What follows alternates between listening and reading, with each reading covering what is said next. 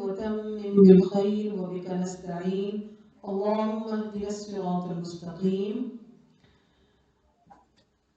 اللہ سبحانہ و تعالیٰ سے دین کی سمجھ اور اس پر عمل کی توفیق کی دعا کو مانگتے ہوئے درود شریف پڑھتے ہیں۔ اللہم صلی علی محمد وعلی آل محمد کما صلیت علی ابراہیم وعلی آل ابراہیم انک حمید مجید۔ اللہم بارک علی محمد وعلی آل محمد کما بارکت علی ابراہیم وعلی آل ابراہیم انک حمید مجید۔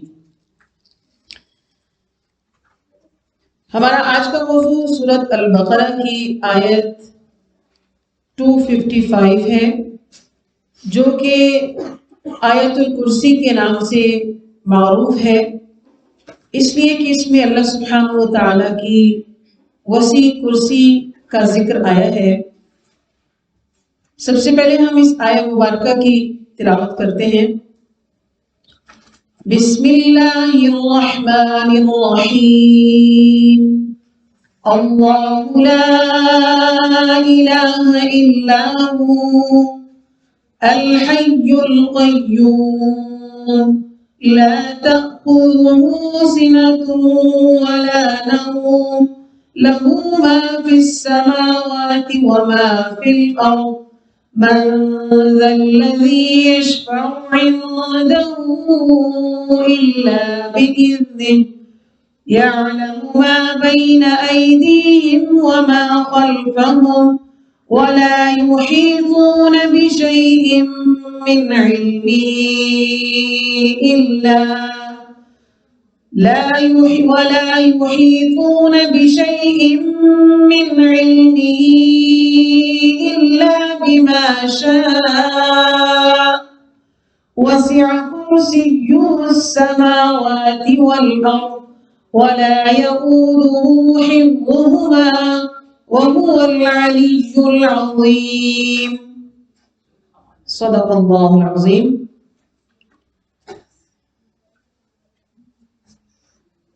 آپ کے سامنے جو میں نے یہ آیت مبارکہ تلاوت کی ہے، اب اس کا ہم لفظی ترجمہ کریں گے۔ اللہ تعالیٰ لا الہ الا نہیں ہے کوئی معبود مگر ہوا وہی، الحی وہ زندہ ہے، القیوم اور وہ قائم رہنے والا ہے، لا تأخذہ نہیں اس کو آ لیتی، پکڑ لیتی یا دبا لیتی، سنتن اونگ ولا نوم اور نہ ہی نیند، لہو اسی کے لیے ہے، ماں جو کچھ بھی ہے، فی السماوات آسمانوں میں، وما اور جو کچھ بھی ہے، فی الارض زمین میں۔ من ذا الذی کون ہے ایسا، یشفع جو سفارش کر دے، عندہ اس کے سامنے، الا مگر، باذنہ اسی کی اذن سے، اس کی اجازت سے، اس کے حکم سے۔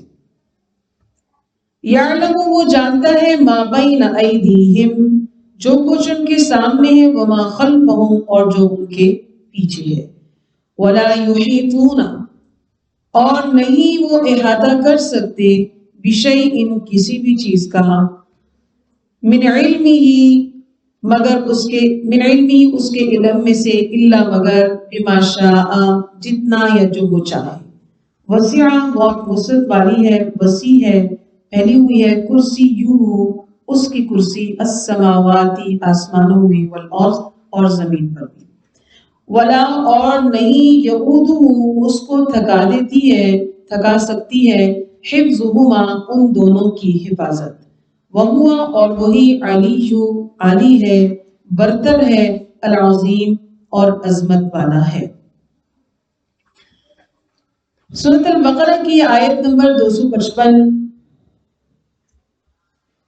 فضیلت کے اعتبار سے اور پھر اپنے ٹیکسٹ کے اعتبار سے بھی بہت خوبصورت ہے،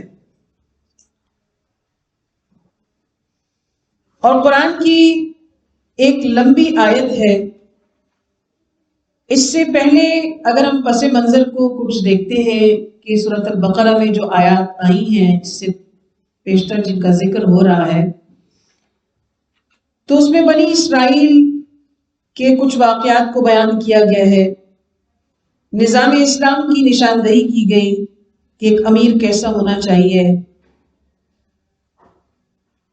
جہاد کے کچھ اصول بیان کیے گئے کہ ایک سپاہی کیسا ہونا چاہیے، ایک لشکر کی صفات کیا ہونی چاہیے، اور جان و مال کی قربانی کا خصوصی ذکر جو ہے وہ فرمایا ہے۔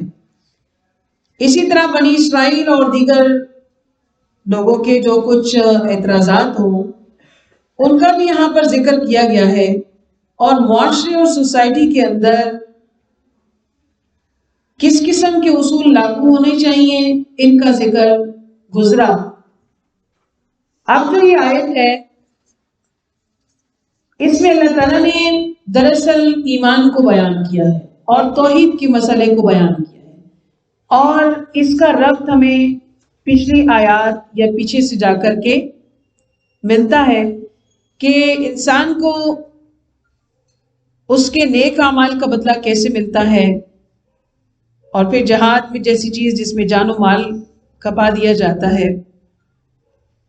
تو اعمال جو ہیں ان کی بنیاد یا ان کا دار و مدار دراصل عقائد پر ہوتا ہے، اور جب عقیدہ توحید ہو تو ہی یہ اعمال کارگر ہوں گے۔ اگر عقیدہ توحید نہیں ہے تو پھر پہاڑ جیسے اعمال بھی جو ہے وہ بے سود ہوں گے، وہ محض اعمال ہی ہوں گے، اجر کا درجہ نہیں رکھتے ہوں گے۔ یا یوں سمجھ لیجئے کہ اگر عقیدہ توحید نہیں ہے تو پہاڑ جیسے اعمال جو ہیں وہ راکھ کی حیثیت رکھتے ہیں، اور راکھ آپ جانتے ہیں وزن کے اعتبار سے بھی بہت اس کا کوئی یعنی پھونک سے اڑ جانے والی چیز، کہ آپ ایک بڑے کاغذ ایک بوری کاغذات کی ہے اور اس کا ایک وزن ہوتا ہے ٹھیک ٹھاک، جب ہم اس کو آگ میں جھونک دیں وہ راکھ بن جاتے ہیں تو پھر وہ پھونک سے اڑ جاتے ہیں، ان کا کوئی وزن یا حیثیت، یعنی اس سے پہلے وہ ڈاکیومنٹس تھے، وہ ایک قیمتی کاغذات تھے، ان کا ایک وزن تھا، لیکن جب اس کو آگ میں جلا دیا گیا تو وہ بے معنی ہو گئی، وہ محض راکھ کا ڈھیر بن کے رہ گئے۔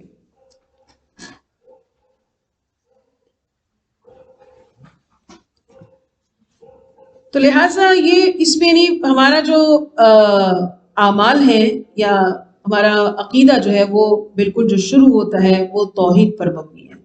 ہمارا دین، ہماری شریعت اسی بات کو جاری کرتا ہے۔ ازل سے جتنے انبیاء آئے تو وہ سارے کے سارے جو تھے وہ عقیدہ توحید، یعنی شریعت طریقہ کار میں بعض چیزوں میں تو فرق دکھے گا، لیکن جو بنیادی چیزیں ہیں اللہ کو ایک ماننا، یعنی لفظ لا الہ الا اللہ جو ہے یہ ازل سے ہے کہ اللہ کے سوا کوئی معبود نہیں ہے۔ تو یہ آیت اسی کی تشریح کرتی ہے۔ اس آیت کے اندر اللہ سبحانہ و تعالی کی ذات سے متعلق جتنے اصول بیان کیے گئے ہیں، ہمیں الحمدللہ اللہ تعالیٰ نے مسلمان گھر میں پیدا کیا ہے۔ ہم جب پیدا ہوتے ہیں تو لا الہ الا اللہ کا کلمہ ہمارے کان میں ڈال دیا جاتا ہے کہ وہ جو ہم عالم ارواح میں اپنے رب سے وعدہ کر کے آئے تھے، جب اللہ سبحانہ و تعالیٰ نے تمام ارواح سے یہ پوچھا کہ کیا میں تمہارا رب نہیں ہوں، اور سب نے جواب دیا تھا کہ بلا ہاں، کیوں نہیں، آپ ہمارے رب ہیں۔ لیکن جب دنیا میں انسان آتا ہے تو کوئی کافر کے گھر پیدا ہوتا ہے، کوئی مشرک کے گھر پیدا ہوتا ہے، کوئی مسلمان گھرانے میں پیدا ہوتا ہے، تو مسلمان گھر میں پیدا ہونے کا یہ اس کو بہت بڑا جو فائدہ اور شکر کی بات ہے کہ وہ کلمہ حق کی تجدید پیدا ہوتے ہی ہو جاتی ہے، اس کی یاد دہانی پیدا ہوتے ہی ہو جاتی ہے، اس کے کان میں کلمہ لا الہ الا اللہ کہہ دیا جاتا ہے۔ لیکن پیدائشی طور پر جب اس کو یہ چیز یعنی وہ مسلمان گھرانے میں نہیں ہے تو پھر اب اس کلمے کی یا اس بات کی تجدید کے لیے ظاہر ایک محنت کی ضرورت ہے، اور وہ کلمہ اس تک کسی طرح سے پہنچ جائے۔ وہ دنیا میں آ کے بھول گیا کہ اب وہ ایک اللہ، ایک معبود، ایک خالق حقیقی، ایک مالک حقیقی کی ہی مخلوق ہے، اور اسی کی طرف سے وہ پیدا کرتا ہے، اور اسی کی جانب جو اس پہ جان ہے، اور اسی کو اس نے جواب دینا ہے۔ اس چیز پہ تو الحمدللہ کہ ہمیں اللہ سبحانہ و تعالیٰ نے یہ بہت بڑی نعمت سے نوازا ہے کہ ہم جب دنیا میں جیسے ہی آتے ہیں تو ہمیں وہ وعدہ یاد دلا دیا جاتا ہے. اب وہ ایک عمر ہوتی ہے کہ جب ہمیں وہ وعدہ یاد دلا دیا گیا، پھر ہم وقت کے ساتھ جب شعوری منزل پہ آتے ہیں تو اس شعوری منزل کی طرف جب ہم آتے ہیں تو اس وقت ہمیں اس وعدے کو بار بار یاد کرنے کی ضرورت آتی ہے. یہ جو ہم بیٹھتے ہیں نا قرآن پڑھتے ہیں الحمدللہ اللہ کی توفیق کے ساتھ، تو یہ دراصل وہی وعدہ ہم یاد کرتے ہیں کہ ہم بار بار یہ بات یاد رکھیں، کیونکہ جو سبق بار بار نہیں نہ پڑھا جاتا تو وہ بھول جاتا ہے. وہ اگر بھولے نا تو توجہ سے ہٹ جاتا ہے. جو چیز جیسے ہم نے بہت سے ضروری کام کرنے ہو تو ہم گھر میں یہ بات کہتے ہیں ذرا سامنے رکھنا، میں نے کل اس کو کرنا ہے، یا میں ذرا فارغ ہو جاؤں کہ میرے سامنے پڑا ہوگا تو میں اس کو کر لوں. تو یہ ہمیں ساتھ ساتھ یاد کرتے رہنا ہوتا ہے کہ اللہ ہمارا رب ہے، اللہ ہمارا رب ہے. کیوں یہ کوئی مشکل بات ہے کہ ہم یہ کہیں کہ ہمیں یاد کرنی پڑی کہ اللہ ہمارا رب ہے؟ یوں تو ہمیں معلوم ہے، کلاس نرسری پریپ سے شروع ہوتے ہیں تو ہمارا رب کون ہے، ہمارا رب اللہ ہے، یہ پڑھایا جاتا ہے نا. یہ پڑھا تو دیا جاتا ہے لیکن اب اس کو سیکھنا، اس کو سمجھنا باقی ہے کہ اللہ ہمارا رب ہے. یہ تو ہر معاملے میں اب ہم کو یاد رکھنا ہے، ہر معاملے میں. تو یہاں جو اس آیت کے اندر اتنے مفصل طریقے سے اللہ سبحانہ و تعالیٰ کا مکمل تعارف ہمیں ملتا ہے اتنے خوبصورت الفاظ کے ساتھ. اس کی فضیلت اپنی ہے، ان الفاظ کی برکت اپنی ہے، ان الفاظ کا رعب اپنا ہے کہ شیطان ہی نہیں ٹھہر سکتا. جس گھر میں یہ پڑھی جاتی ہے آیت تو شیطان کے مقابلے کے لیے یہ آیت کافی ہے. ہمارے مالوں کی حفاظت، جانوں کی حفاظت، ہر چیز کے حساب میں اللہ سبحانہ و تعالیٰ کے اللہ کے کلام سے ہم برکت لیتے ہی ہیں، لیکن ان میں یہ آیت جو ہے وہ بہت زیادہ یا نمایاں حیثیت رکھتی ہے کہ بندہ اللہ سے جب ان الفاظ کے اتنے بڑے، یہ سارے اس میں اعظم نہیں ہے، اس میں اعظم کے ساتھ اللہ سے یہ دعا کرتا ہے تو اللہ تعالیٰ اس کو ضرور اس کے لیے حفاظت اس کے ہر چیز کی فرماتے ہیں. اور اس تعارف کو ہم تو الحمدللہ پڑھیں گے، لیکن یعنی یہ آیت چیلنج بھی ہے. یہ ان لوگوں کے لیے چیلنج ہے جو اللہ کو نہیں مانتے ہیں، اللہ کے ساتھ شریک ٹھہراتے ہیں اس کی ذات میں، یا پھر اللہ کو تو وہ ایک مانتے ہیں، اس کی ذات میں کسی کو شریک نہیں کرتے لیکن اس کی صفات میں کسی کو شریک کرتے ہیں. تو وہ بتائیں کوئی ہے ایسا کرنے والا، کوئی ہے ایسا کرنے والا، ایسی ذات کوئی ہے؟ اگر کسی کے پاس اس کا جواب آج تک تو نہیں تھا، کوئی ہے یہ کہتا ہے تو پھر اس کو کر کے بھی دکھائے. جیسا کہ ابراہیم علیہ السلام کا جب نمرود سے مکالمہ ہوتا ہے تو حضرت ابراہیم علیہ السلام فرماتے ہیں کہ میرا رب تو وہ ہے جو زندہ بھی کرتا ہے اور موت بھی دیتا ہے. تو بادشاہ کہتا ہے کہ میں بھی زندہ کرتا ہوں، میں بھی موت دیتا ہوں. کسی کو قتل کر دیا، کسی کو سولی چڑھا دیا، اور کسی کو جو ہے وہ باقی چھوڑ دیا، کسی کو اس کو زندگی دے دی، اس کو موت دے دی.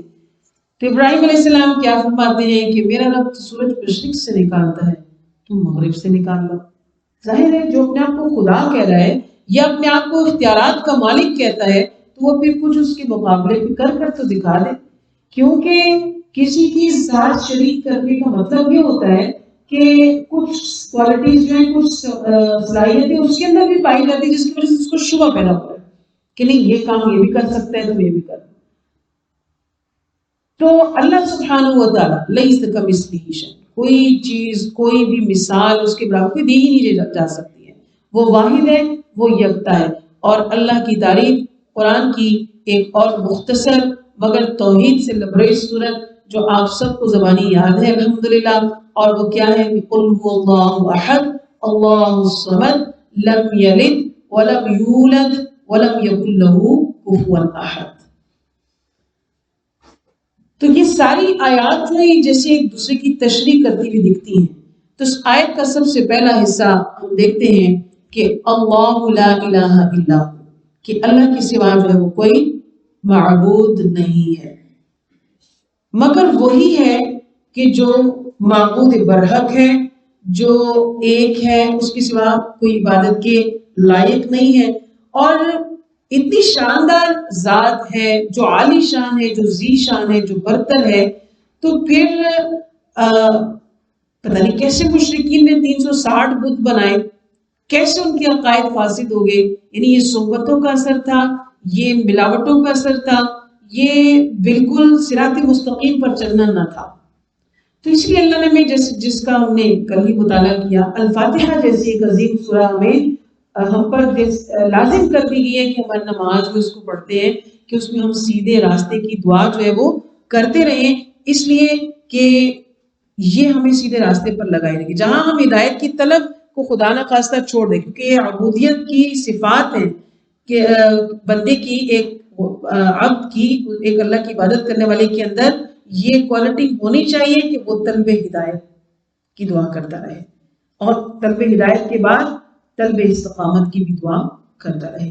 تو جب وہ کہتے ہیں اهدنا الصراط المستقیم، تو پھر اللہ تعالیٰ اس کے عقائد کو باطل نہیں ہونے دیتے ہیں، اس کے عقائد جو ہے وہ خراب جہاں اس کے راستے میں کوئی شیطان آئے یا اس کو کوئی بھی بری صحبت خراب کرے، تو وہیں پر اللہ سبحانہ و تعالی اس کو ہدایت کے راستے، یعنی اللہ پھر اس کو ڈگمگانے نہیں دیتے ہیں، اللہ اس کو اس راستے سے ہٹنے نہیں دیتے ہیں، اللہ اس کی جو ہے وہ مدد فرماتے رہتے ہیں۔ تو اللہ وہی ہے، اس کے سوا کوئی معبود نہیں ہے، نہ عارضی، یعنی اس کو یوں سمجھ لینا چاہیے، تو ایک سمپل بات ہے کہ اللہ کے سوا کوئی معبود نہیں ہے، لیکن ہر پیرائی سے اس کو دیکھ لیا جائے، نہ کوئی چھوٹا نہ کوئی بڑا۔ جیسے کہ مشرکین کے عقائد تھے، انہوں نے بارش کا رب بنایا ہوا تھا، صبح کا رب، شام کا رب، اور فلاں ٹائم کا رب، ہر چیز کے ساتھ انہوں نے رب کو جو ہے وہ جوڑا ہوا تھا۔ تو نہ کوئی چھوٹا اور نہ کوئی بڑا، اسی طرح نہ کوئی عارضی اور نہ کوئی مستقل، جس کے اندر مختلف وسیلوں کا ذکر کیا جاتا ہے، جس کے اندر مختلف حاجت روائی کے سلسلے جو ہیں وہ جوڑے جاتے ہیں۔ تو یہ عارضی سلسلہ بھی کوئی نہیں ہے، وہ ہے تو بس وہی ہے، وہ خالق ہے تو بس وہی خالق ہے، وہی رازق ہے تو بس وہی رازق ہے۔ وَلِلَّهِ الْأَسْمَاءُ الْحُسْنَى، 99 کی 99 جو صفات ہیں وہ ساری کی ساری جو ہے بس وہ ہے تو بس وہی ہے، کوئی اس کے ساتھ عارضی طور پر دنیا میں ہمارا رازق نہیں ہو سکتا ہے۔ اسی لیے جب ہم یہ نام رکھتے ہیں تو ان ناموں میں جیسے یہ اللہ کی صفات کے نام ہوتے ہیں تو وہ اکیلے نہیں لینا چاہیے، کہ کسی کو رزاق کہنا، یعنی وہ عبد الرزاق تو ہو سکتا ہے، وہ رزاق نہیں ہو سکتا ہے۔ تو ان کا بھی خیال رکھنا کہ اپنے عقیدے کو کسی بھی طریقے سے باطل کرنا ہی نہیں ہے، کسی بھی طریقے سے اس کے اندر کوئی ذرا سی ملاوٹ بھی نہیں کرنی ہے۔ ہم نہیں نا پسند کرتے ہیں ملاوٹ، ہمیں کتنی چاہ ہوتی ہے کہ میں خالص دودھ مل جائے، پتہ چلے کہ فلاں جگہ سے ملتا ہے تو وہاں جو ہے وہ ہم نے بندوبست کرنا ہے، وہاں رابطہ کرنا ہے، مشکل کے ساتھ دور سے منگوانا ہے، اکٹھا منگوا لینا ہے۔ اسی طرح جہاں ہمیں پیور کے بارے میں معلوم ہوتا ہے تو ہم کہتے ہیں نہیں یہ پیور ہے، ہم نے اس کے ہمارا بجٹ خراب ہو رہا ہوگا لیکن پیور کے پیچھے بھاگیں گے۔ تو اللہ سبحانہ و تعالیٰ کے لیے جب ہم نے کہہ دیا، اور جب کائنات کی ایک ایک چیز رتب اللسان ہے کہ اللہ کے سوا کوئی معبود نہیں، تو پھر یہ عارضی قسم کے تعلق کیوں جوڑتا ہے انسان؟ یہ پھر وہ جہالت کا ثبوت دیتا ہے، وہ اس کا کوئی عارضی نہ مستقل کوئی بھی اس کی معبود ہے، وہ اس کے ساتھ کوئی شریک نہیں ہے۔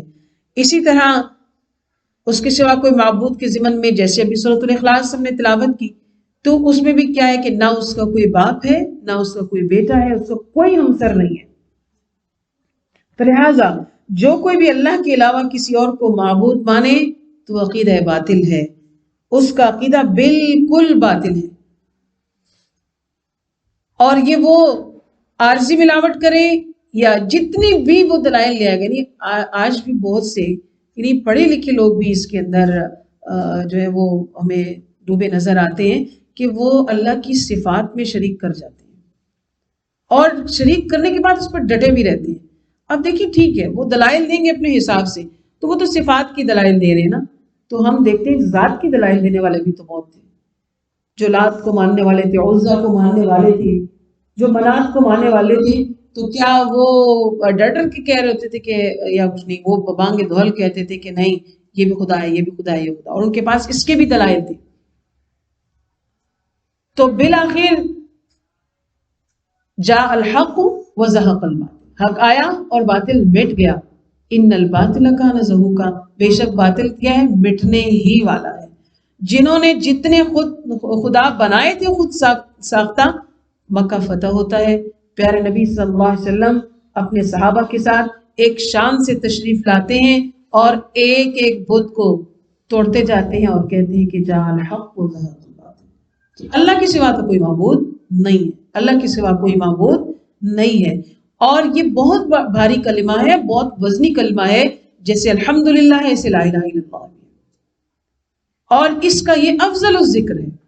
یعنی ہم نے بہت سارے ورد کرتے ہیں نا الحمدللہ، قرآن سے بھی نکالتے ہیں، حدیث سے بھی جو ورد ہمیں ملے ہیں وہ ہم نکالتے ہیں، تو ان سارے وردوں کے اندر حدیث میں کیا آتا ہے؟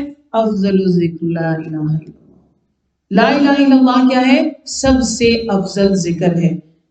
تو لہٰذا اللہ سبحانہ و تعالیٰ سے سب سے پہلے بنیادی چیز ہی یہی ہے، اور ہم کتنے عبادت گزار ہو جائیں، کتنے صوم و صلات کے پابند ہو جائیں، ہر سال حج کرنے والے ہوں، ہر مہینے عمرہ کرنے والے ہوں، لیکن عقیدہ پاک نہیں ہے، توحید کا عقیدہ خالص نہیں ہے، تو پھر کیا ہے کہ وہ اعمال جو ہے وہ بھی وہ رات کے مانند ہو جائیں گے خدا نہ خواستہ۔ تو ہمیں سب سے پہلی چیز، یعنی مجھے گھر بھی چاہیے، مجھے مال چاہیے، سب کچھ چاہیے، لیکن میں نے ان سب کو ایک طرف کر کے اللہ سبحانہ و تعالیٰ سے جو پہلی چیز مانگنی ہے اپنے لیے، اپنی موجودہ نسل کے لیے، اپنی آئندہ نسل کے لیے، اپنے عزیز و اقربا اور رشتہ داروں، اپنے بہن بھائی اور جیسے آپ ایک دوسرے کے دوست احباب ہیں، ایک دوسرے کے لیے اللہ ہمیں ہمارے عقیدے کو پاک کر دے، ہمیں خالص عقیدہ دے دے، ہمیں خالص معبود حقیقی، یعنی صرف اللہ ہی ہر چیز کے مالک ہیں اور خالق ہیں، تو ہمیں پاک عقیدہ عطا فرمائے۔ کسی چیز میں ہمیں ملاوٹ پسند ہی نہ آتی ہو اللہ سبحانہ و تعالیٰ کی ذات اور صفات کے حوالے سے، اور بالکل یہ جب ہم دل سے کہیں گے نا اہدنا الصراط المستقیم، اور پوری نماز میں کچھ اور سمجھ آ رہا نہ آ رہا ہو، کہیں پہ خشیت والا تقاضا آ رہا ہو یا نہ آ رہا ہو، ایسی کیفیت کچھ خود پہ آتی ہو یا نہ آ رہی ہو، جب اہدنا الصراط المستقیم کا کلمہ آئے تو اس کو تھوڑا ڈوب کے پڑھ لیں، اس کو سرشاری سے پڑھ لیں، اور اس میں اگر آنکھوں کے کنارے گیلے ہو جاتے ہیں تو سبحان اللہ کہ بندہ اتنی محبت سے اللہ تعالیٰ سے گریہ کے ساتھ کہ اللہ مجھے سیدھا راستہ۔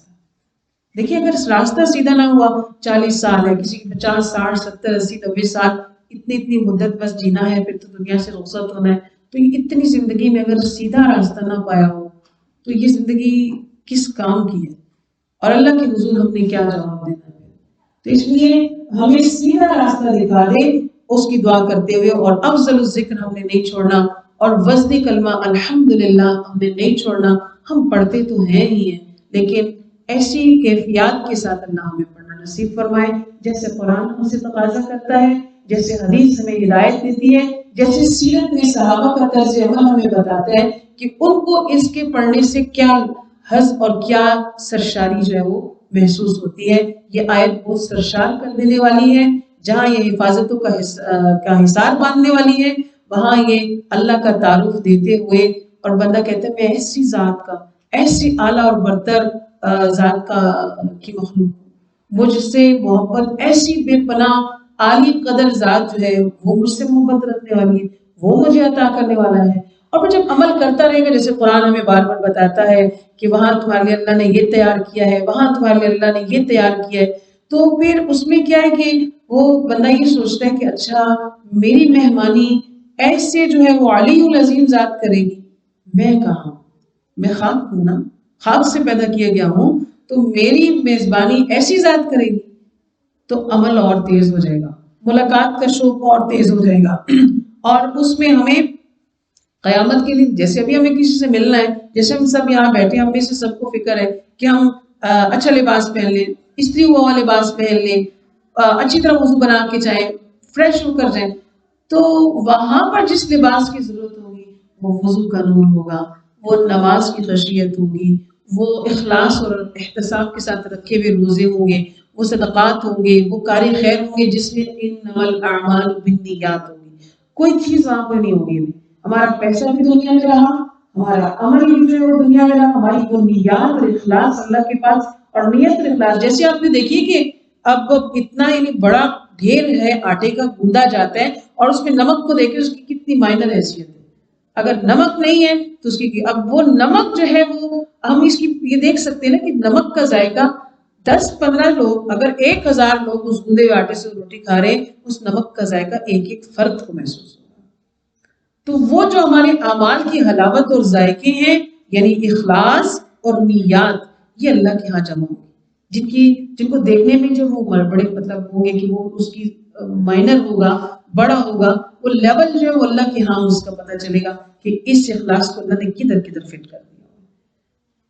اور پھر یہ آیت ہم نے پہلا پارٹ ہی اس کو ہم دیکھ رہے ہیں، تو اس آیت کو پڑھتے ہوئے نا، کیونکہ بہت بڑی ذات کی چونکہ بات ہے، سب سے بڑی ذات کی اللہ اکبر کی بات ہے، تو قیامت کے دن میزبانی فرمانے والا ہے، اعمال کی قدر کرنے والا ہے، لیکن یہاں پر رک کر جو ہے نا ایک دعا لازمی کرنی ہے جو کہ ہر کلاس میں الحمدللہ پہنچتی رہتی ہے اب تک، اور بہت سے لوگ اس پہ آمین بھی کہتے ہیں، ابھی بھی آپ ساتھ ساتھ آمین کہہ دیں کہ جب سارا کچھ، اور اللہ ہمیں اہل جنت میں داخل فرمائے، شامل فرمائے، ہمیں جنت کی نعمتیں نصیب فرمائے، لیکن ساری نعمتیں جب دے دے گا تو اللہ جب بندے سے پوچھیں گے کہ آپ کو کیا ملنا چاہیے، تو بندہ کہے گا مجھے کیا ملنا چاہیے، موت کو ذبح کر دیا جائے گا، بندہ کہے گا موت بھی ذبح ہو گیا، اب تو میں مروں گا بھی کبھی نہیں، اب مجھے کیا خوف ہے۔ پھر اس کے بعد اللہ تعالیٰ اس کو پھر یہ بھی بتا دیں گے کہ آج کے بعد میں تم سے ناراض نہیں ہوں۔ اب بندہ کہے گا موت بھی نہیں آنی، اللہ نے بھی ناراض نہیں ہونا، اب میں اور کیا مانگوں، مجھے جو ملنا تھا اس سے اتنا زیادہ مل گیا ہے کہ مجھے اب پیچھے کیا ضرورت ہے۔ اللہ سبحانہ و تعالیٰ حجاب ہٹا دیں گے اور اپنا دیدار نصیب فرمائیں گے، سبحان اللہ و بحمدہ۔ تو یہاں ہم دعا کرتے ہیں کہ ایسی صفات کا جو اللہ لا الہ الا ہو سے شروع ہوتے ہیں، یہ تقریباً 10 باتیں ہم اس کے اندر پڑھیں گے، تو ایسی ذات کا مالک ہمیں اس کا دیدار نصیب، اور ہمارے اعمال اس لائق نہیں ہیں، لیکن اللہ ہمیں ایسے اعمال کی توفیق دے دے اور اپنی رحمت اور اپنے کرم سے اور اپنے فضل سے ہمیں ان بندوں میں شامل فرما لے کہ وہ ہماری اسی بات کی، ہم سے کہاں اتنے بڑے عمل ہونے ہیں، وہ ہمیں توفیق دے، لیکن وہ ہمارے اس جذبے ہی کی، کیونکہ وہ نیات کی قدر کرنے والا ہے کہ ہم اس سے ملاقات کا شوق رکھتے ہیں۔ تو ہم دعا کیا کریں گے اللہ سے کہ اللہ ہم آپ سے ملاقات کا شوق رکھتے ہیں، تو اس ملاقات کے شوق کے پورا کرنے والے اعمال ہمیں نصیب فرما دے، آمین ثم آمین۔ اگلے پارٹ کی طرف آتے ہیں، الحی القیوم، جو زندہ ہے اور قیوم وہ قائم بھی ہے، اس کی حیات بھی ابدی اور سرمدی ہے، اور اس کے علاوہ جتنی زندگی ہے، کل من علیہا فان ویبقى وجہ ربک ذو الجلال والاکرام، ہر چیز کیا ہے، فانی ہے، فنا، آج کل ختم ختم ختم ختم۔ جس کے پاس جتنا بھی سٹاک ہے، کبھی ارب پتی کا ذکر آتا ہے، کروڑ پتی کا ذکر آتا ہے، اور آج کل پتہ نہیں کیا فگر ہے، کیا چیز چل رہی ہے، لیکن جتنا کچھ بھی چل رہا ہے تو وہ سارا کچھ جو ہے نا، وہ اس کی لمٹ بندہ جتنا بھی بڑھا لے، لیکن آخر کیا ہے کہ وہ ہر چیز ایک نہ ایک دن ختم ہو جائے گی، اور پھر اس کے بعد قائم رہنے والی ذات وہی ہے۔ تو کسی کو دائمی حیات حاصل نہیں ہے، زندگی کا سرچشمہ آپ کہہ لیں تو وہ اللہ سبحانہ و تعالیٰ کی ہی ذات ہے، جو کہ وحدہ لا شریک ہے، اور یہ اسی کی مشیت ہے کہ جس کو جتنی چاہے زندگی دے دے اور جب چاہے وہ واپس لے لے، یہ اس کی طرف سے۔ القیوم وہ خود قائم ہے، یعنی وہ قائم ہے، اور قائم کا مطلب کیا ہو گیا کہ کائنات کی باقی چیزوں کو بھی قائم رکھنے والا ہے۔ اب دیکھیں نا، ہم جیسے اب میں اور آپ یہاں محدود حصے میں بیٹھے، ہمیں باہر کا نہیں پتا، اگر تھوڑا سا ہم نظر ڈالتے تو میں یہ دیکھوں تو میرے دسترس میں یہ حصہ آ رہا ہے، لیکن یہاں سے سیڑھی سے دیکھوں، میں گھر میں دیکھوں، گلی میں دیکھوں، تو مجھے اس کا نہیں پتا ہے۔ ہم نیچے کا نظام وہ قائم نہیں رکھ سکتے، باہر گلی میں کچھ کرنا ہے وہ ہم قائم نہیں رکھ سکتے، وہاں کسی اور کی ڈیوٹی ہوگی، وہ اس کو قائم رکھے گا۔ جیسا کہ ایک ہم دیکھتے ہیں کہ ایک فوجی دستہ ہو، ایک گارڈز ہو، ان کا ایک دستہ ہو، تو وہ ہر بندے کی پوزیشن ایک ڈیوٹی ہے، اس سے وہی جو سرحد پر ہے تو وہ مین پوائنٹ پہ آ کے نہیں کر سکتا، جو مین پوائنٹ ہے وہ سرحد پہ نہیں جا سکتا، ہر ایک کا اپنا اپنا حصہ جو ہے وہ کیا ہے، محدود ہے۔ اللہ نے یہ تقسیم جس کو جتنی چاہے وہ دی ہوئی ہے، اور جب وہ چاہے اس کو واپس دے سکتا ہے، لیکن اللہ سبحانہ و تعالیٰ کون ہے، القیوم، کہ وہ کائنات بھر کا، عالم بالا سے لے کر زمین کے ذرہ ذرہ تک کا نظام جو ہے وہ قائم رکھنے والا ہے۔ اور پھر وہی ہے جو کیا کرتا ہے، فنا کرنے والا بھی ہے، جب وہ دے گا تو وہ لے گا بھی. تو لہٰذا دنیا میں دیکھیں، اب میں یہاں پر پھر کہوں گی کہ ہم سب کو اللہ کا بہت شکر ادا کرنا چاہیے کہ اس نے مجھے اور آپ کو جب پیدا فرما دیا تو ساتھ بتا دیا کہ لا الہ الا اللہ. لیکن ہم دیکھیں اپنے ارد گرد تو کیسے باطل عقائد ہیں کہ عیسائیت کو دیکھتے ہیں تو انہوں نے باپ اور بیٹا کا ایک نظریہ قائم رکھا ہوا ہے، روح القدس کا نظریہ قائم کیا ہوا ہے، 3 خداؤں کا. یعنی ایک خدا کافی نہیں ہے کیا ان کے لیے؟ 3 خداؤں کا عقیدہ ہے. قرآن میں آپ پڑھیں گے خود کہ وہ ان کا نظریہ 3 خداؤں کا ہے. آپ ہندو جو ہے وہ پاکستان کے ساتھ بڑا اس کا لنک رہا ہے اور آج بھی ہندوؤں کو پاکستانی بہت اچھی طرح جانتے ہیں. اور دیکھیے ان کے ساتھ یا ان کی کسی چیز کو پسند نہ کرنے کے لیے ہمارے اتنا ہی کافی ہے کہ وہ غیر اللہ کو پوجنے والا. جب غیر اللہ کو پوجنے والا اگر کوئی ہوگا تو کیا وہ مجھے اور آپ کو کوئی اچھی چیز دکھائے گا؟ ہماری اور آپ کی کوئی اچھی ہمیں کوئی کچھ ماڈل دے گا وہ کہ ہمارے ہاں بڑے ذوق و شوق سے ان کے ٹی وی ڈرامے دیکھے جائیں اور باقاعدہ ان کی موویز دیکھنے کا اہتمام کیا جائے؟ دینی اعتبار سے ہم دیکھتے ہیں، عقائد کے اعتبار سے دیکھتے ہیں تو اتنا ہی کافی ہے کہ وہ غیر اللہ کو پوجنے والے ہیں. اور دنیا کے تعلقات کے اعتبار سے دیکھیں تو انہوں نے ہمارے مسلمان بہن بھائیوں کو اپنا اٹوڈنگ بنا کے رکھا ہوا ہے کہ ایک بڑا علاقہ ان کا مقبوضہ ہے، مقبوضہ کشمیر کے حالات سے آپ سب واقف ہیں. تو دنیاوی اعتبار سے ہم ان کو ناپسند کریں تو ہماری یہ بات کافی ہو جاتی ہے. من حیث القوم، من حیث الگرانہ اور من حیث الگروپ کے حساب سے دیکھا جائے تو ان کے میڈیا کو لوگ بہت زیادہ پسند کرتے ہیں، اس لیے کہ وہ باطل کو بڑا خوبصورت کر کے دکھاتا ہے اور باطل جو ہے وہ آتا بڑے زور شور سے. قرآن اس کی مثال کو بیان کرتا ہے کہ جیسے کوئی سونا ہے یا کوئی چیز ہے، جب اس کو دہکایا جاتا ہے تو جب اس کو خام حالت کو ہم جب اس کو دہکانے کے لیے ڈالتے ہیں تو آپ دیکھیں جیسے سونے کی جو خوبصورت زیورات بنتے ہیں ایسے تو نہیں ہوتے، یہ خام حیثیت کے ہوتے ہیں. تو ان کی جو برکس ہوتی ہے جب ان کو اس کے اندر ڈالا جائے تو پھر ایک جھاگ بنتی ہے، ایک طوفان بنتا ہے، اس کے اندر ایک گند بنتا ہے. پھر جو گند اور جھاگ ہوتا ہے وہ ہوا میں اڑ جاتا ہے، پھر اصلی چیز نیچے رہ جاتی ہے، اس کو پھر ہم گولڈ کہتے ہیں. اسی طرح دیگر چیزیں ہیں جو میٹل کی ہوتی ہیں ان کے ساتھ بھی یہی حال ہوتا ہے. اور اسی طرح ہم دیکھتے ہیں کہ جیسے سیلاب آتے ہیں، طوفان آتے ہیں تو وہ پانی کا ایک بڑا بہاؤ لے کر آتے ہیں اور پھر خس و خاشاک کو ساتھ بھر کو شور آتا ہے لیکن وہ چلا جاتا ہے، پیچھے سے گم ہو جاتا ہے. یہی بات تھا پر باطل کی. باطل شور مچاتا ہے لیکن اس کی حیثیت نہیں. وہ جو جھاگ اٹھی تھی اور اس کا ظاہر ہے جب ان چیزوں کو کسی نے کبھی کوئی ڈاکومنٹریز حوالے سے دیکھی ہو، جب ان چیزوں کو ابالا کیا جاتا ہے، جیسے کہ ہم خواتین ہیں، آپ کے پکانے سے تعلق جیسے کویا بنتا ہے، جیسے دودھ ابالے جاتے ہیں تو بہت سارا دودھ ہوگا تو وہ بہت سارا جھاگ اوپر نکالتا ہے. جب اس کا ہم چولہا بند کر دیتے ہیں تو وہ جھاگ بیٹھ جاتی ہے، وہ پتہ چلتا ہے کہ تو ہم پہلے دیکھ لو تو اتنا زیادہ تھا، لیکن اصل میں تو یہ تو اس پین کے اندر تو آدھا بھی نہیں ہے، اصل چیز وہی ہے. تو باطل خوبصورت لگے گا، شور مچائے گا، بہت اپنی حیثیت منوائے گا، بہت کہے گا کہ میں ہی کچھ ہوں، لیکن بندہ جب اللہ کو رب کا استقامت اس پہ ڈٹا رہا تو یہ شور شرابہ چلا جائے گا اور استقامت والا پیچھے رہ جائے گا. تو اسی طرح یہ ضمن میں ایک بات آئی کہ جب ہم قرآن پڑھتے ہیں تو ہمیں اپنی زندگی کو بھی چونکہ جائزہ لینا ہے.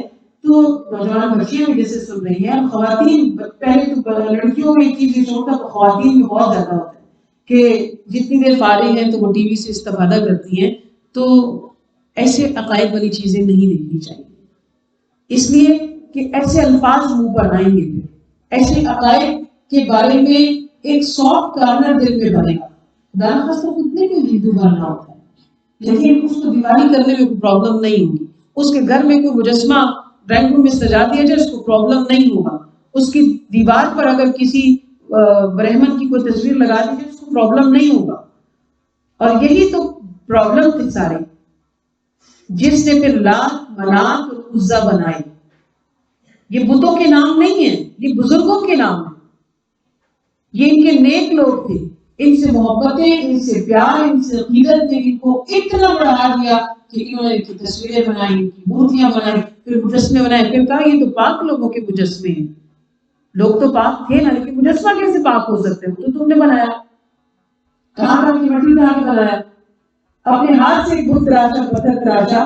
تو لہٰذا اگر ایسے کیا ہے تو اب اس کو اٹھا کے کیا مسجدوں میں رکھ دو گے؟ جب مسجد پہ رکھو گے تو پھر کیا سمجھو گے؟ آنے والے اس کو عبادت کی نہیں سمجھے. ہوتے ہوتے کیا ہوا؟ بتوں کے سجدے شروع ہو گئے.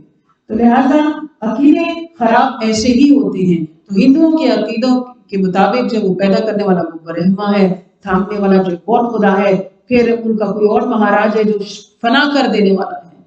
تو دین اسلام سکھاتا ہے الحی القیوم، وہ زندہ رہنے والا ہے اور قائم رہنے والا ہے اور قائم رکھنے والا ہے اور فنا کرنے والا بھی وہی ہے. اس کے علاوہ جتنے عقائد ہیں وہ سب کے سب باطل ہیں. اگلے پارٹ کی طرف آتے ہیں کہ لا تأخذہ سنۃ ولا نوم، نہ اس کو اونگ آتی ہے نہ نیند آتی ہے. یہ دونوں چیزیں غفلت کی علامت ہیں، سستی کی علامت ہے. اور یہ کس چیز کی علامت ہے غفلت کی؟ کس طرح سے کہ ہم کہیں کہ وہ میں نے یہ چیز یہاں رکھی تھی وہ یہاں نہیں ہے. اچھا میں تو سو گئی تھی، پتہ نہیں کیا، بس میری 1 منٹ کے لیے آنکھ لگی تھی، پتہ نہیں یہاں تو یہ چیز رکھی تھی، کون آیا تھا کون گیا تھا، اتنا بھی نہیں پتہ چلتا کہ یہاں سے کوئی آ کے چلا گیا. اونگ نے غافل کر دیا. اونگ کا ٹائم تو ہر بندے کا اپنا اپنا ہوتا ہے، چھوٹا سا ہوتا ہے نا. کسی بڑے بڑے کلاس میں بھی اونگ آ جاتی ہے، ایک دم اونگے. اور پھر میرے دورہ قرآن میں بہت سارے نظارے ایسے ہوتے ہیں، آج بھی تھوڑے لگ رہے ہیں.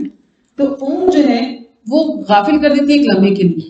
یعنی اس دوران جو 2-3 لفظ کہیں گے وہ محو ہو جائیں گے، نہیں پتہ چلیں گے.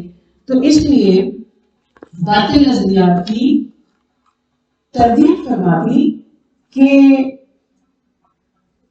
اللہ جو ہے اس کی وہ ذات پاک نہ تھکتا ہے، نہ اس کی صفت ہے یہ کہ نہ اسے آرام کی ضرورت ہے. کیونکہ انسان جو ہے اس کو مشقت کرنے کے بعد جو وہ تھکاوٹ ہو جاتی ہے. اور ہم خواتین تو کچھ زیادہ ہی لاڈلی ہیں، ہم تو آرام کر کے بھی تھک جاتے ہیں، سو کے بھی تھکتے ہیں، سیر کر کے بھی تھکتے ہیں، کھا پی کے بھی تھکتے ہیں، باتیں کر کے بھی تھک جاتی ہیں. اب بنا کے تفریح کی ہے، اب کچھ کام کاج کر لو، نہیں باتیں کر کے تھک گئی ہیں. دوست آئی تھی، اتنی باتیں کی، اب ان سے تھک گئی. ہاں جی.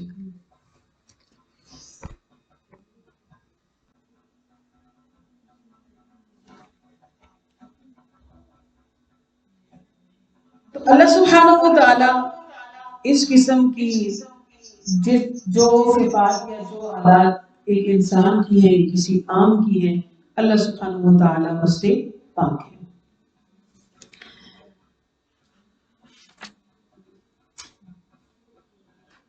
اور اللہ تعالیٰ نے جو آرام ہے، جس قرآن میں لفظ سباتن آتا ہے کہ جب تھک ہار جائے تو کچھ دیر کے لیے آرام کر کے تازہ تب ہو جائے، دنیا کے کام ہیں، عبادات ہیں، تو اس میں مصروف ہو جائے. تو اللہ کی نشان یہ نہیں ہے اس کو کسی آرام کی ضرورت نہیں ہے.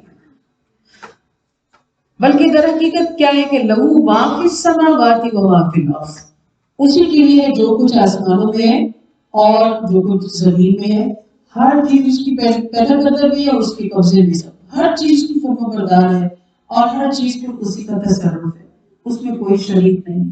جس طرح چاہے تصرف کرتا ہے، کسی چیز کو گھٹا دے کسی کو بڑھا دے، کسی کو صاحب اولاد بنا دے کسی کو بے اولاد بنا دے، کسی کو زندگی دے کسی کو موت دے، یہ سب اس کے اختیار میں. بندہ یہ نہیں کہہ سکتا ہے کہ یہ کیوں، کیونکہ اس کو پیدا بھی تو اپنے اختیار سے نہیں ہو، اس کو اللہ نے پیدا کیا ہے، تو یہ اسی کی مخلوق ہے. تو وہ جو بھی جس کے لیے جو حکم روا رکھے، ہر چیز اسی کے حکم پر چلتی ہے. تو وہ قادر مطلق ذات ہے. تو پھر ایسی ذات من ذا الذی، تو کون ہے جو سفارش کر دے عنده اس کے سامنے الا باذنہ، مگر اس کی اجازت سے.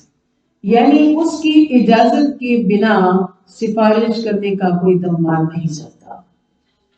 کیونکہ یہ مشرکین کا عقیدہ ہے نا کہ ان کے معبود جو ہیں وہ ان کی سفارش کریں گے. اور اللہ راضی ہو یا ناراض ہو ان کے سفارشی ان کو منا لیں گے. یہ مشرکین کا عقیدہ ہے. یہود نصارہ کا بھی ایسا ہی عقیدہ ہے، کیونکہ جیسے آپ نے قرآن میں آیت پڑھی ہے کہ لن تمسنا النار الا ایاما معدودہ، کہ اول تو ان کا یہ کہ نہیں ہم تو اہل کتاب ہیں اس لیے ہمارا تو مسئلہ ہی ہوا. ہاں اگر کوئی سزا ہو بھی گئی تو وہ گنتی کے چند دن ہوگی، ہم کو آگ اس سے زیادہ نہیں چھوئیں گی. تو یعنی ان کا بھی یہی عقیدہ ہے کہ ہم بخشوا دیے جائیں گے، کہ ہمارے سفارشی جو ہے وہ کام آ جائیں گے.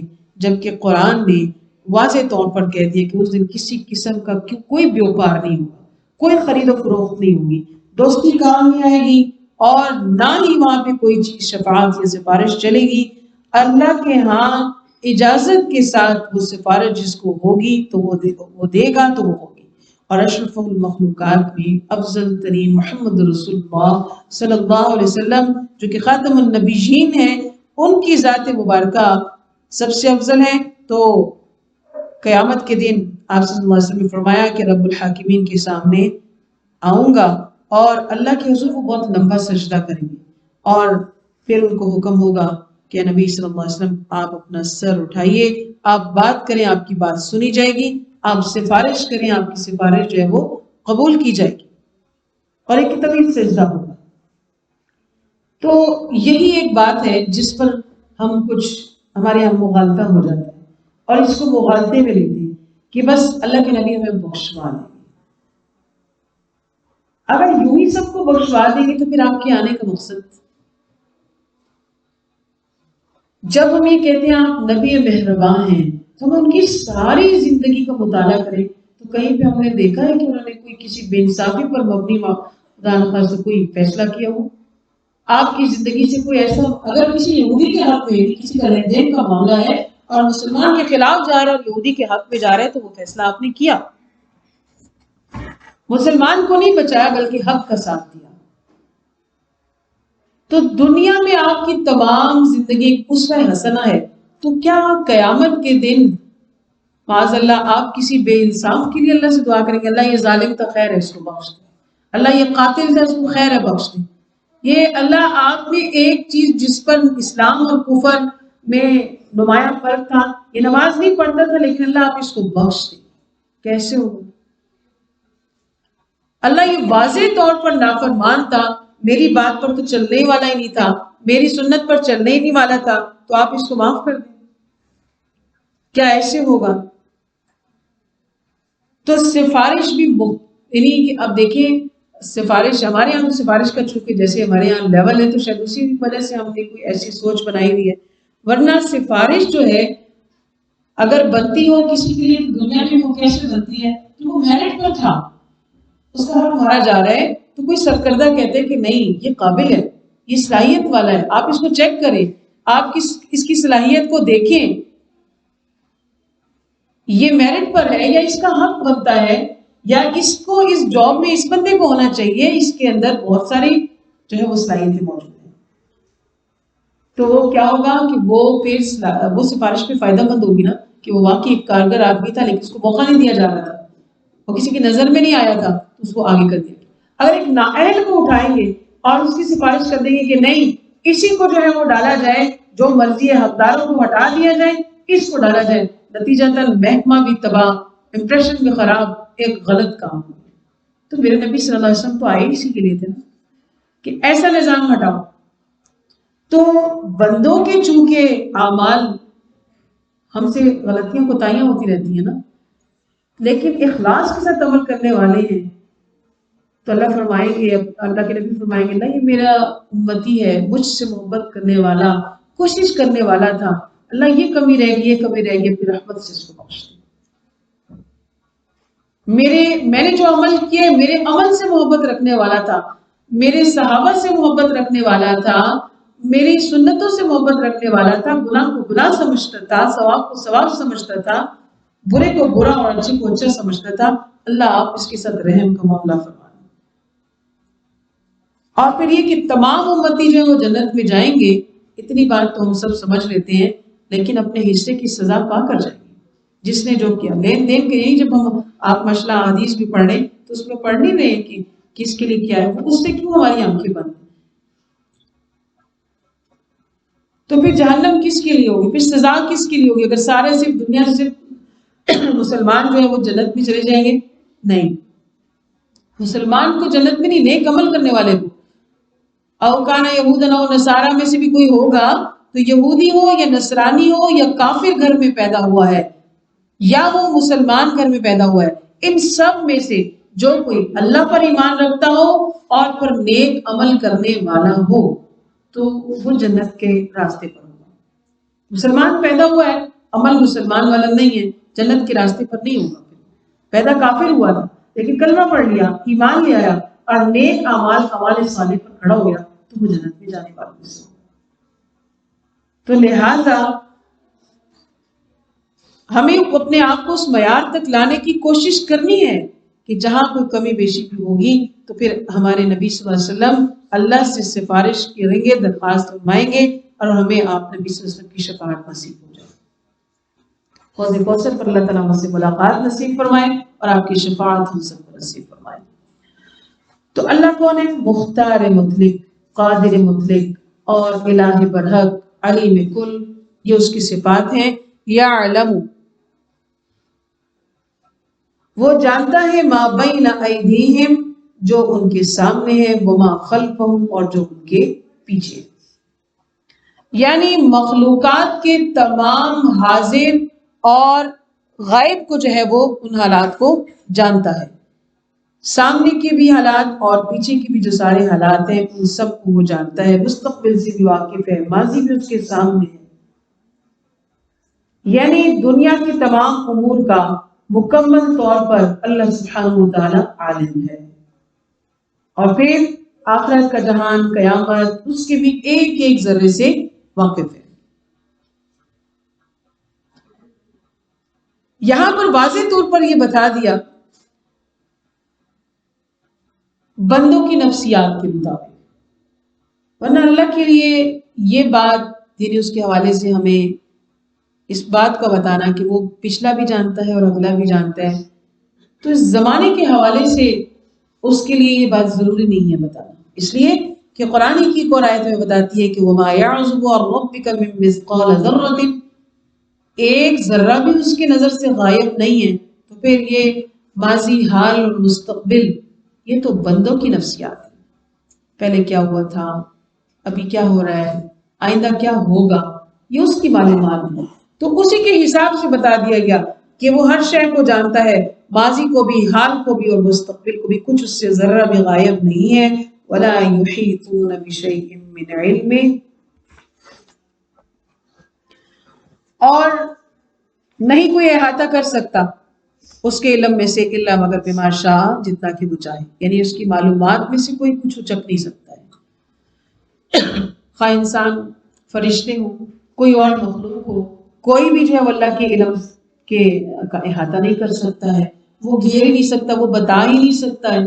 اس کا علم لامتناہی ہے، اس کا علم غیر محدود ہے، کوئی حد ہی نہیں ہے. مخلوق کا علم جو ہے وہ محدود ہے. علمی دین کے اعتبار سے، شرع کے اعتبار سے ہم کہتے ہیں کہ فلاں جو ہے محدث و مفسر ہے، فلاں مفسر ہے، فلاں فقیہ ہے، فلاں مفتی ہے، فلاں قاری ہے، فلاں حافظ ہے، وہ انجینئر ہے، وہ ڈاکٹر ہے.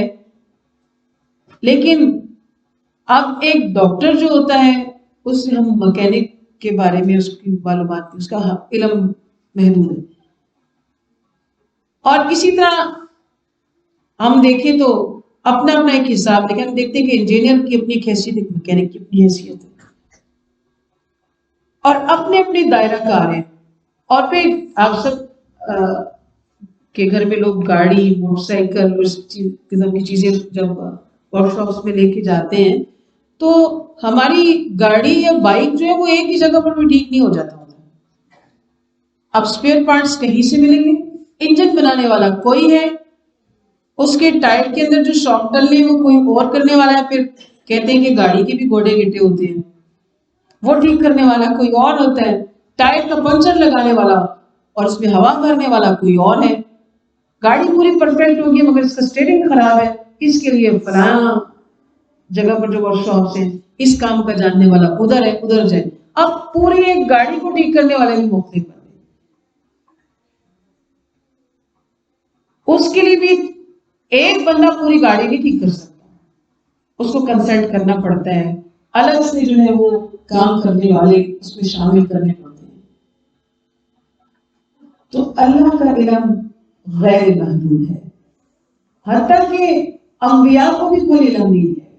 پیارے نبی صلی اللہ علیہ وسلم بھی جب عروج پر جائے، اکمل ہے نا مخلوقات میں، انسان جو وہ اشرف المخلوقات ہے، اشرف المخلوقات کے اندر پھر انسانوں میں سب سے افضل انبیاء ہیں جو کہ اللہ کے چنے ہوئے ہیں، ان سارے چنوں میں سے پھر ہمارے پیارے نبی صلی اللہ علیہ وسلم ہیں، تو اکمل ترین ذات ہے۔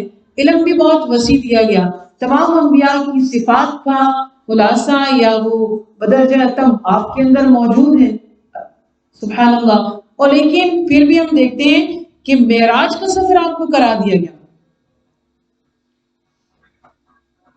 تو انتہا پر کہاں ہوگی؟ سدرۃ المنتہا، بس یہاں تک میں ہوں۔ اب ہر ایک چیز کے لیے لمٹ، جہاں تک اللہ نے جس چیز کو جتنا بڑھایا اس کو، اب جیسے ہم دیکھتے ہیں کہ موسیٰ علیہ السلام پر نبوت آتی ہے، اور پھر وہ اس زمانے میں آپ دیکھتے ہیں کہ اللہ سے کلام کرنا اس سے بڑی بات اور کیا ہوتی ہے؟ موسیٰ علیہ السلام کلیم اللہ ہے، اللہ سے کلام ہے آپ کا، یہ شرف اللہ نے ان کو بخشا ہے۔ جب ان سے پوچھا جاتا ہے کہ کیا آپ سے بڑا بھی کوئی علم جاننے والا، کو بھی ظاہر ہے میں نے اللہ سے کلام کیا، میرے پر وحی آتی ہے، تو اور کون ہو سکتا ہوگا سب سے زیادہ علم والا ہے، جاننے والا؟ ان کا میں ہوں۔ اللہ نے ملاقات کرا دی، 16ویں پارے میں آپ پڑھیں گے جا کے، ان کے پاس جو علم تھا وہ حضرت موسیٰ کے پاس نہیں تھا، حضرت موسیٰ کے پاس جو علم تھا وہ اس شخصیت کے پاس نہیں تھا۔ بعض روایات خضر علیہ السلام کہتی ہیں، قرآن اس بارے میں ان کا نام نہیں بتاتا ہے، لیکن ان کی ملاقات کے حال کو بیان کرتا ہے، اس سوال و جواب کو، اس منظر کشی کی گئی ہے ان آیات کے اندر، کہ جب ملاقات ہوئی موسیٰ علیہ السلام نے یہ کہا اور اس شخصیت نے یہ کہا، اس شخصیت نے یہ کہا، موسیٰ علیہ السلام نے یہ کہا۔ تو اللہ جس کو جتنا حصہ جس کے علم میں سے دے دے تو، اور زیادہ جو کہے گا کتنا یعنی علم جو ہے وہ اس کے پاس بہت بڑا عالم ہے، وہ کوئی بہت کچھ جاننے والا ہے۔ مثال ایسی ہے کہ بڑے سے سمندر میں ایک چڑیا نے چونچ ماری تو وہ کتنا پانی لائیں گے، اور اس سمندر کو کتنا فرق پڑے گا؟ یہ سب سمجھدار ہیں آپ، نہ وہ اتنا پانی لائیں نہ پیچھے کوئی فرق ہو۔ تو دنیا کا علم جس کے بارے میں کب سے، یعنی کہ ہمارے ملک کو بنے ہوئے بھی تو کتنے سال ہو گئے، اس سے پہلے کتنے بڑے اعظم فتح ہو چکے اور سارے، تو یہ کب سے دنیا کی جو کوشش ہے پتھروں کے زمانے سے نکل کر کتنی ترقیاں وہ کر رہا ہے، اگر تو وہ دیکھ کے بتا سکتا ہے کہ وہ کتنا ہی علم، وہ چڑیا کی چونچ جتنا علم بھی نہیں لے کر آیا۔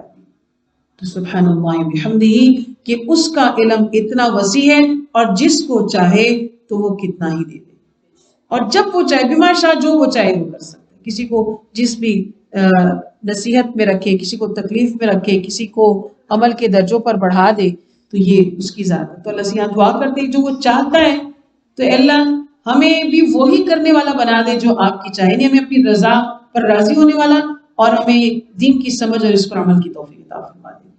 وسع کرسیہ السماوات والارض، اس کی کرسی آسمان اور زمین سے بھی وسیع ہے۔ عرش اور کرسی کا ذکر قرآن میں مختلف مقامات پر آتا ہے، لیکن بس یہ ذکر ہے، اس کی کیفیت جو ہے وہ اس کو ہم نہیں جانتے۔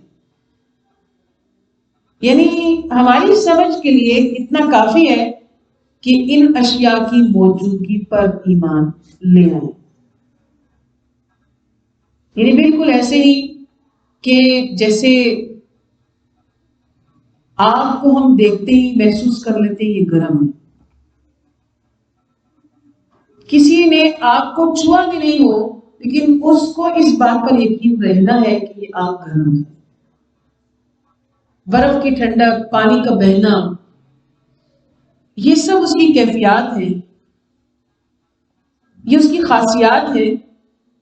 تو ان اشیاء کی موجودگی، جیسے ہم کہتے ہیں کہ ہمارا ایمان ہے، ہمارا عقیدہ ہے، ایمان بالآخرت کے بغیر ہمارا ایمان مکمل نہیں ہے، تو آخرت میں کیا ہے؟ جنت اور جہنم ہے۔ ہم نے ان کو دیکھا نہیں لیکن ان کی موجودگی پر ہمارا ایمان۔ تو ایسے ہی عرش اور اس کی کرسی، تو اس چکر میں یا اس موبائل سے بھی تو پڑھنا ہی نہیں چاہیے اس کا سائز کیا ہوگا، اس کی ساخت کیا ہوگی. تو جتنا اللہ بتا رہے ہیں تمہارے لیے تو اتنا ہی کافی ہے. وسیع کرسیہ السماوات والارض. پہلے اس پر سوچ لیں تو پھر اس کا سائز اور سٹائل اور وہ سب سوچنے کی فرصت اگر مل جاتی ہے تو پھر اس کو بھی سوچ لیں گے. اتنا سوچ سکتے ہیں ہم کیا؟ پہلے زمین کو سوچیں، اتنی بڑی زمین، پہلے زمین کا رقبہ سوچیں. جو شماریات والوں نے جمع کیا پہلے اس کو سوچیں. دنیا کے بعض ممالک کے رقبے جو ہیں، بعض براعظموں کے رقبے جو ہیں، وہ ایک اندازے کے حساب سے تخمینے لگے ہوئے ہیں، ان کو دیکھ لیا جائے. آسمان کو پھر کس نے ناپا ہے؟ پہلے اس کو ناپتے ہیں، اس کو شروع کرتے ہیں. کئی زندگیاں لگا لیں گے تو ہم یہ کام نہیں کر سکتے ہیں نا. تو وسیع کرسی السماوات، اتنا بڑا عرش ہے اس کا، اتنا بڑا عرش ہے اس کا. اور فہم و فراست کے اس کی شان کے حوالے سے ہم دیکھیں تو اس کی مثال یوں لی جا سکتی ہے کہ جیسے ایک بہت بڑا میدان ہو اور اس میں ایک یعنی کہ اس کا جو علم ہے وہ اتنا یعنی بڑے میں ایک انگوٹھا جسے ہم گول کر لیں تو جو سائز بنتا ہے، تو اتنی بھی چیز کسی کے پاس نہیں گئی ہوئی ہے. اور بہت جیسی کسی بڑے میدان میں یہ ساتوں زمین و آسمان، یعنی اس کے حساب سے ہم دیکھیں تو وہ ملا لیے جائیں. ایک زمین تو نہیں ہے نا، 7 زمینیں ہیں، 7 آسمان ہیں.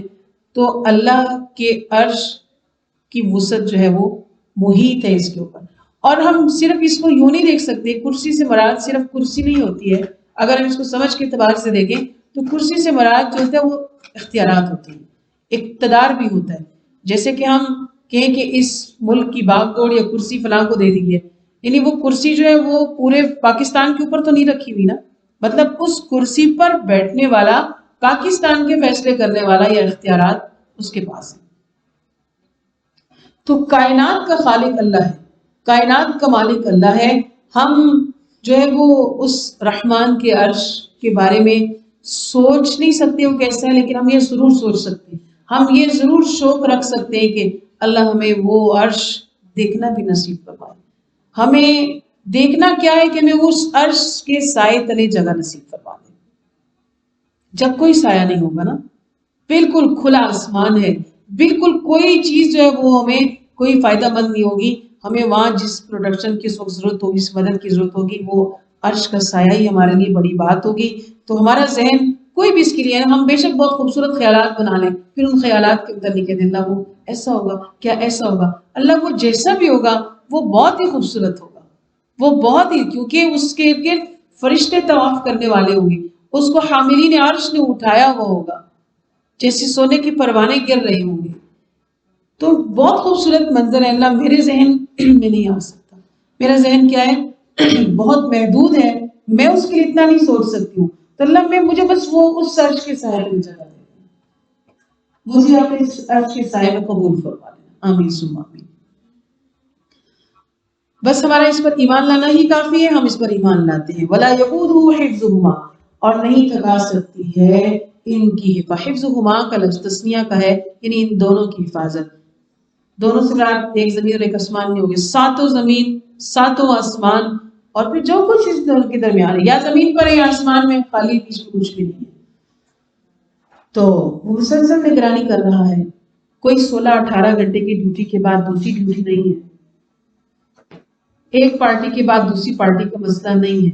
24 گھنٹے 7 دن 365 دن، ہر ہفتے، ہر مہینے، ہر سال، ہر دن.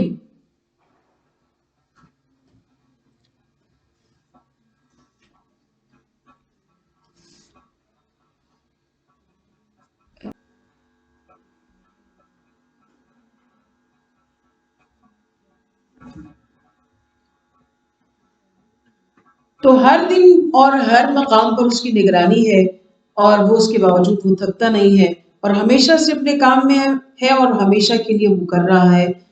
پچھلی آیات کے ساتھ ربط بھی بنائے اس کا. نہ وہ تھکتا ہے، نہ اونگ آتی ہے، نہ نیند آتی ہے، کوئی چیز اس کے احاطے قدرت میں سے باہر نہیں ہوتی ہے. اور وہ کون ہے؟ وہ ہوا، اور وہ ہے علی علی، یعنی ذات کے اعتبار سے بھی وہ کون ہے؟ وہ بلند ہے. یعنی ہمارے تصور، ہمارے خیال، ہماری سوچ سے بہت بلند تر ہے، کیونکہ ہر بندہ اپنے حساب سے سوچتا ہے کہ وہ بہت اچھا سوچتا ہے، یا اس کو جو ہے نا وہ بہت سمجھدار ہے، یا وہ بہت اچھی مثالیں دے سکتا ہے. تو ہر مثال جو ہے وہ پیچھے ہو جاتی ہے، ہر مثال سے وہ بلند ہے، ہر مثال سے جو ہے وہ عالی ہے، ہمارے خیالات سے بھی وہ بہت بلند تر ہے بے شک. اور اس کے علاوہ وہ کون ہے؟ العظیم، وہ عظیم بھی ہے، یعنی اس کی صفات عظمت والی ہیں، وہ کمال عظمت کا مالک ہے، وہ ذات کے لحاظ سے بھی بلند ہے اور صفات کے لحاظ سے بھی بلند ہے. اور ہر یعنی کہ اب یہ وہ آیات ہم نے پڑھ لی ہے کہ یہ، اور الحمدللہ اس کا ورد آپ لوگ اور ہم سب کرتے ہی رہتے ہیں، اللہ اس کو استقامت دے اس کے اوپر، لیکن اس کو ہم نے جیسے ورد زبان بنا لینا چاہیے. اور انشاءاللہ یہ آیت جہاں ہم، کیونکہ ہم بہت سی چیزیں جو ہے نا وہ اپنے حساب سے پڑھتے ہیں، حفاظت کے لیے پڑھتے ہیں، اور بے شک یہ چیزیں بھی کیا ہیں، سب اللہ سے ایک امید کے لیے ہیں، اللہ کی برتری کے لیے ہیں، لیکن اس کے ساتھ ساتھ اپنا یعنی عقیدہ کامل کر لینا، کیونکہ آیت کے اس کے اوپر ساری چیزوں کو سوچ لینا کہ مجھے سارے پلس پوائنٹ اس کے ملے، اس کا ہر حرف بھی مجھے 10 نیکیاں بھی دے گا، حفاظت تو میری کرے گی آیت. جیسے ایک روشن دان ہے، اس نے روشنی اور ہوا تو دینی ہی دینی ہے، لیکن اس میں ایک جیسے آپ صلی اللہ علیہ وسلم نے فرمایا کہ اگر اس میں یہ نیت کی جائے کہ سے اذان کی آواز بھی آئے گی تو وہ روشن دان بنانا کیا ہو جائے گا؟ اجر والا ہو جائے گا. روشن دان تو ہر گھر میں ہوتے ہیں اور ہر جگہ ایسی روشنی کا بندوبست کیا جاتا ہے، اب اس روشن دان کو بنانے میں اجر حاصل کر لینا. تو اسی طرح آیت الکرسی کا ورد سبھی کرتے ہیں، بچوں پر دم کرتے ہیں، نظر نہ لگ جائے، حفاظت کے لیے اور وغیرہ وغیرہ، ہر حرف پر 10 نیکیاں مجھے اللہ نے دینی ہے اس کے اوپر، یہ بھی اب ہم نے اپنے ساتھ کنفرم کرنا ہے. پھر یہ کہ آخرت میں یہ آیت میری مغفرت کا باعث بن جائے، آخرت میں یہ آیت میری بخشش کا ذریعہ بن جائے. تو لہٰذا یہ عظیم ترین صورت، عظیم ترین جو آیت ہے، یہ فضائل اور برکات کو لیے ہوئے ہے. اور اس کا ایک مختصر سا جائزہ ہم لے لیتے ہیں کہ ہم نے اس آیت کے اندر 10 کلمات کو پڑھا ہے. پہلا کلمہ ہم نے اس کو پڑھا کہ اللہ لا الہ الا ہو، اس میں اللہ کا ذاتی نام، اس کی ذات کے کمالات کے بارے میں آیا ہے. دوسرا جملہ ہم نے الحی القیوم پڑھا، اور کہ وہ زندہ اور قائم رہنے والا ہے، خود بھی قائم ہے، دوسروں کو بھی سنبھالتا ہے. اور تیسرا کلمہ اس کے اندر ہم نے لا تأخذہ سنۃ ولا نوم پڑھا، کہ نہ ہی اس کو نیند آتی ہے اور نہ ہی اس کو اونگ آتی ہے. یہ جبلت یہ جو ہے وہ انسان کی ہے، اللہ سبحانہ و تعالیٰ اس سے بلند و برتر ہے. پھر چوتھا کلمہ ہم نے اس میں پڑھا کہ لہو ما فی السماوات و ما فی الارض، کہ اسی کے لیے ہے جو کچھ آسمانوں اور زمین میں ہے. اور پانچواں کلمہ ہم نے اس میں پڑھا کہ من ذا الذی یشفع الا عنده الا باذنہ، ایسا کون ہے جو بدون اجازت اس کی سفارش کر سکے. اور پھر چھٹا کلمہ یعلم ما بین ایدیہم وما خلفہم پڑھا، یعنی اللہ ان لوگوں کے آگے پیچھے کے سارے حالات، حاضر و غائب حالات کو وہ جانتا ہے. اور پھر ساتواں کلمہ ولا یحیطون بشیء من علمہ الا بما شاء، یعنی انسان اور تمام مخلوقات میں سے کوئی بھی اللہ کے علم میں کسی حصے کا بھی احاطہ، یعنی ایک پارٹ کا احاطہ بھی نہیں کر سکتا ہے. اور پھر آٹھواں کلمہ ہم نے پڑھا وسع کرسیہ السماوات والارض، یعنی اس کی کرسی بہت بڑی ہے، جس کی وسعت کے اندر یہ زمین و آسمان، یعنی ساتوں آسمان اور ساتوں زمینیں جو ہیں وہ سمائے ہوئے ہیں. اور پھر نواں کلمہ ہم نے پڑھا کہ ولا یؤودہ حفظہما، کہ اللہ تعالیٰ کو ان دونوں عظیم مخلوقات یعنی آسمان اور زمین کی حفاظت کوئی مشکل نہیں، تھکا نہیں سکتی، اس کو کچھ کرا نہیں ہے، وہ قادر مطلق ہے. اور پھر آخری کلمہ یعنی ان ساری صفات کے بعد جو ہے وہ ان کے، یعنی یوں سمجھ لیجئے کہ جب بندہ کہے کہ ایسے بات کرتے کرتے کہتے کہ الغرضی کہ میں کیا بیان کروں، وہ ہے ہی بہت بڑا، وہ بہت عظیم ہے. تو یہ اس کی صفات تو بیان کر دی گئی ہیں، لیکن ان ساروں باتوں پر یہ بات حاوی ہو گئی کہ بس وہ کون ہے، وہ هو العلی العظیم، وہ عالی ہے، وہ عظیم ہے، وہ برتر ہے بے شک. تو یہ اللہ سبحانہ و تعالیٰ کی صفات ان 10 جملوں کے اندر، ان 10 کلمات کی میں اللہ جل شانہ کی ایک عظیم تعارف ہے، ایک عظیم صفات اور کمالات کو بیان کیا گیا ہے، جس کو کوئی بھی انتہائی کم سمجھ رکھنے والا یا کوئی سمجھدار اس میں اس کی ضرورت نہیں ہے کہ کوئی یہ کہے کہ اس کو سمجھ نہیں آتی. کم سے کم سمجھ رکھنے والا بھی اس کو بہت اچھی طرح سمجھتا ہے اور اس کا قائل اور اس پر ایمان لائے گا کہ وہ اس کو اس کے علاوہ کس چیز کی دلیل دی جائے. وہ اس ایک آیت سے اللہ کی ذات اور صفات کے حوالے سے جب وہ پڑھے گا، یعنی یہ 9 باتیں جب پڑھ لے وہ شعور کے ساتھ اس کو سمجھ، یعنی اس کے سامنے بیان کر دی جائے یہ 9 باتیں، تو 10واں کلمہ اس کو بولے کہ نہ بولے وہ خود بول اٹھے گا، وہ بولے نہیں اللہ سے. بے اختیار کہنے پر وہ مجبور ہوگا کہ یہ ساری صفات بولتے بولتے اس کے منہ کا جملہ بھی یہی ہوگا کہ بے شک وہ کون ہے، وہ عالی ہے، وہ عظیم ہے. اسی پر اپنے سبق کا اختتام کرتے ہیں. اللہ تعالیٰ کی حمد و ثنا کو ہم نے بیان کیا ہے قرآن کی آیت کی تفسیر کے ساتھ. اللہ ہم سب سے قبول فرمائے. سبحان اللہ بحمدہ، سبحان اللہ العظیم. وآخر دعوانا الحمد للہ رب العالمین.